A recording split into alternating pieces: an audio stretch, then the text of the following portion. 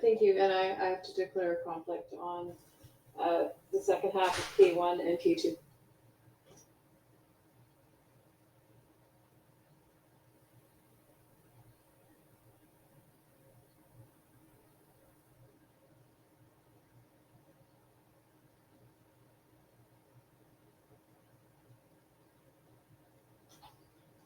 Okay, Madam Clerk, given my lack of technical expertise in IT, could you please control the mics? Yep, just give me one quick second to mark the right people not here. Just a moment.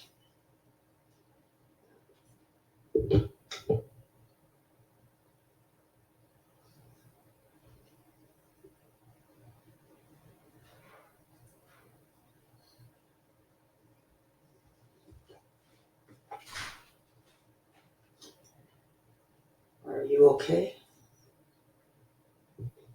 Yes, I got everybody in the right places. Thank you. All right. So could I have a motion, please, to adopt the minutes from the the Heritage Advisory Committee on June 7th, 2023? Okay, Councillor Kunst, a seconder. Councillor Pratt, is there any discussion on adopting the minutes? No, He declared a conflict, yeah.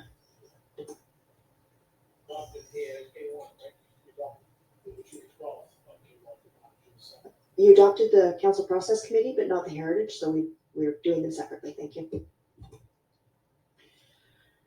Okay, any discussion? I'm not seeing anybody in the queue, so I'll call the question, and if you could control the voting mechanism.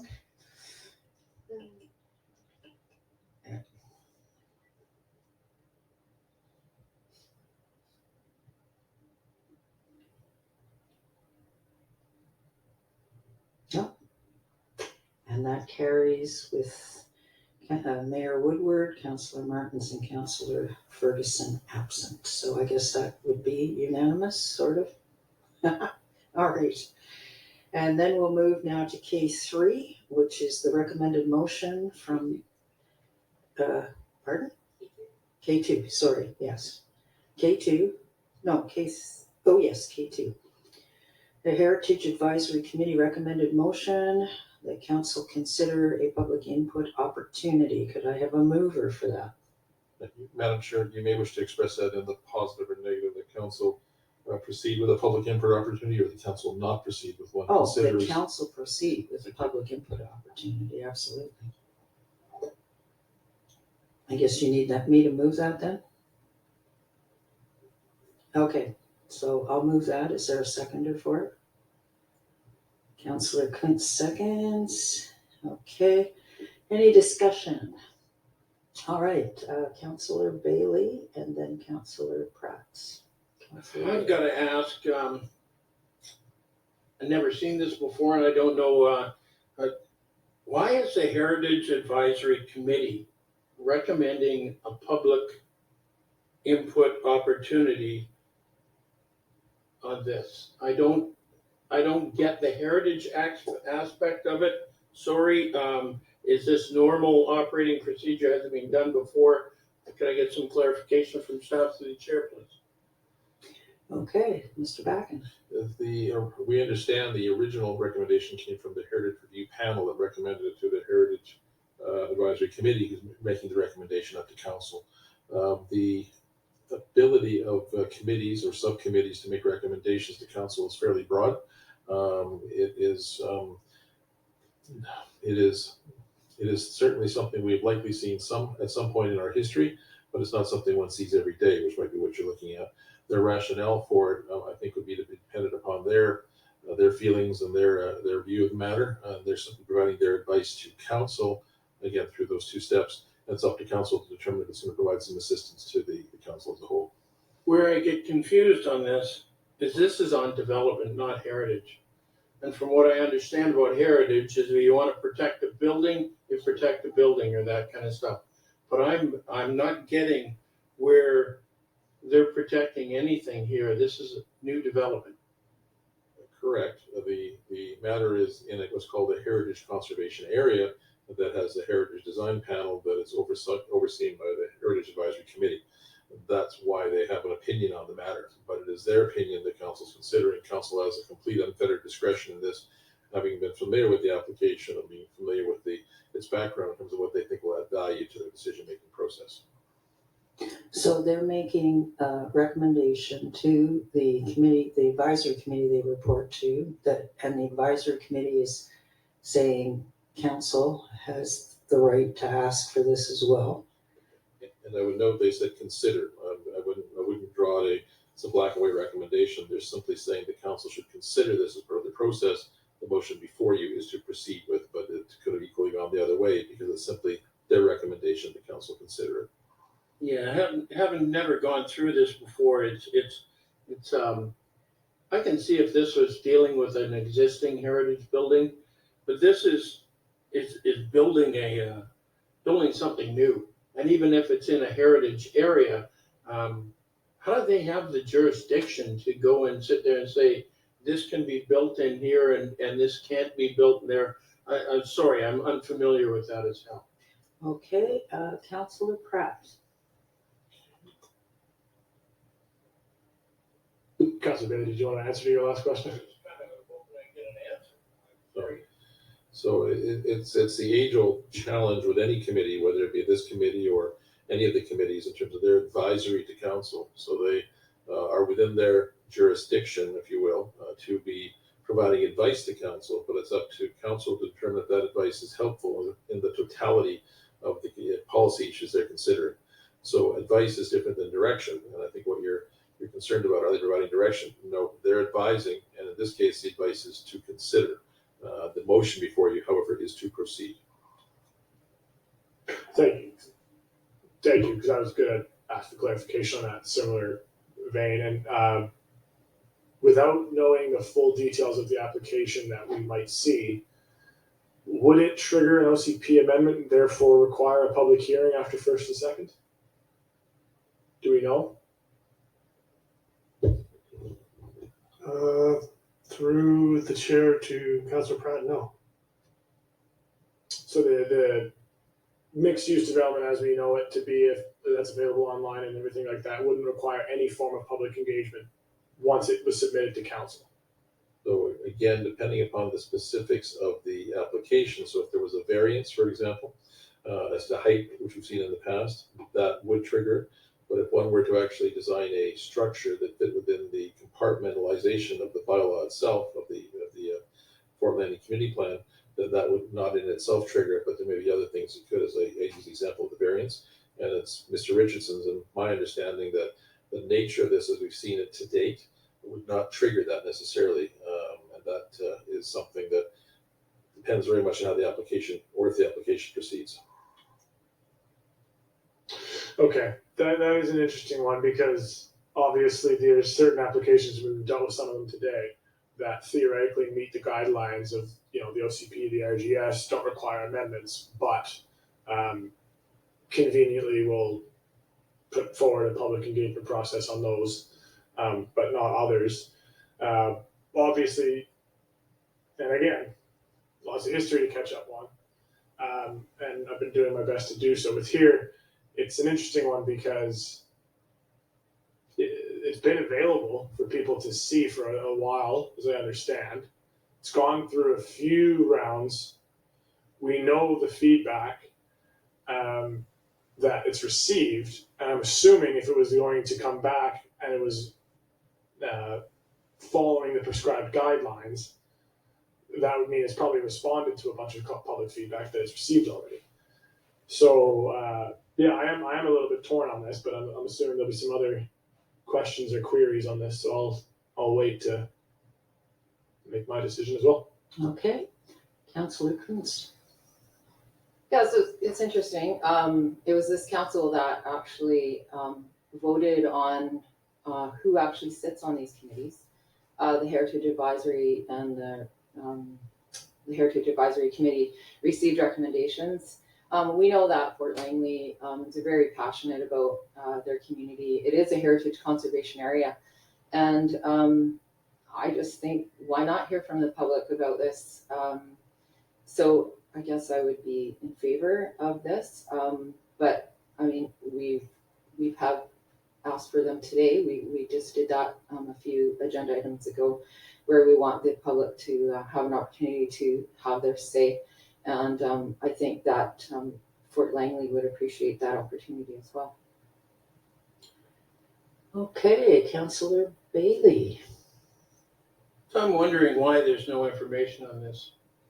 I'm looking in here, there's K1 and there's no K2. And I'm blind as hell on it. I don't know, I'm looking at what's going on and I'm smelling something that I don't like. And I would really appreciate, at the very least, defer this until I can get some more information on this and find out what's going on behind the scenes. Thank you. Did you want to make that deferral motion? You want to have to, okay. I'll come back to you then, Councillor Bailey. Councillor Pratt. I think my voice carries well enough.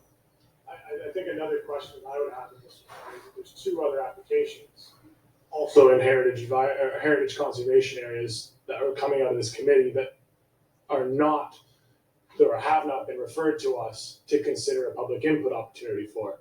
And again, if you make both sides angry, you're probably doing something wrong. But if I feel like there is a double standard there, but also I can understand why this specific application might be targeted for another round of public input. So I'd probably echo Councillor Bailey's concerns there, and I wouldn't mind another few days to kind of mull this over.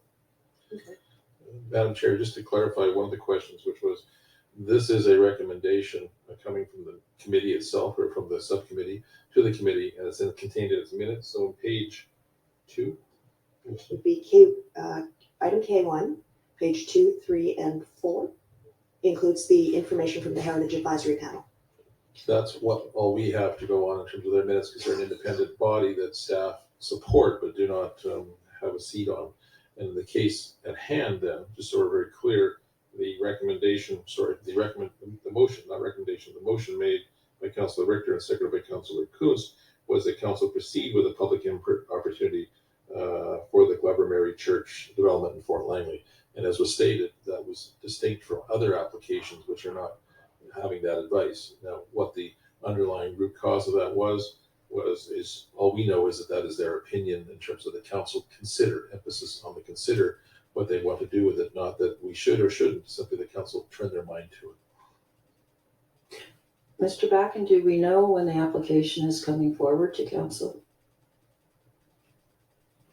Mr. Richardson, subject to what happens here, do we have a timeline? The application would take its natural course after it would go to the Heritage Committee, and subject to this evening, staff would finalize a report and advance it to council as part of its natural course. So that could happen as soon as prior to council's recess. Okay, so that means if we ask them to have one, they have to have one before it comes to council then. To the chair, that's correct.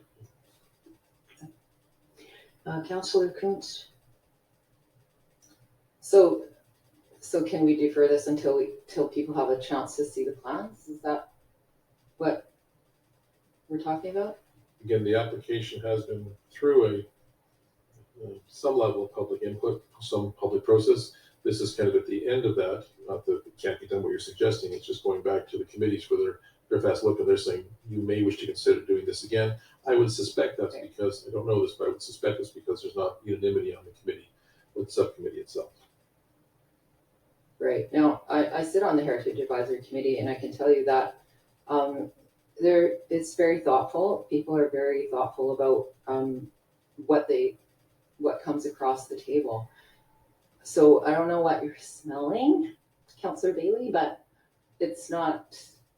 I think this isn't this public information that people want to be able to respond to something that they see happening in their community. And I think the Heritage Advisory Committee members are just doing their job. Any other, okay, Councillor Bailey. When I see other requests coming forward and this not being applied, I go, why? And let's not beat around the bush that the history around this kind of thing has got an awful lot of controversy prior to this application. So I would really appreciate time to have a look at this and see exactly what's going on.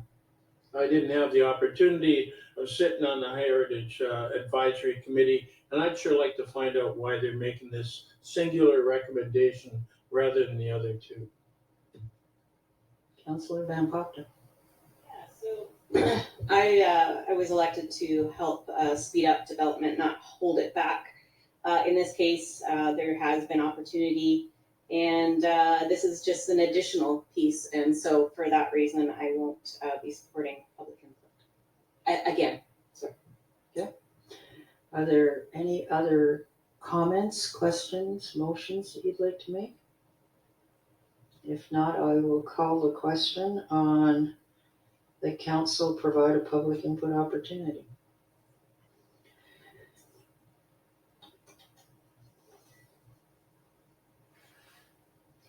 And that is defeated with only the mover and seconder in favor of it.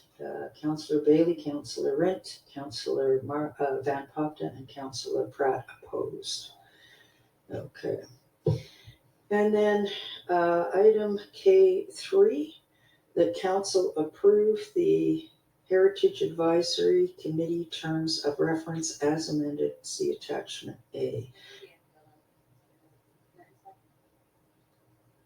Oh, okay. It would be appropriate to get Councillor Martin's.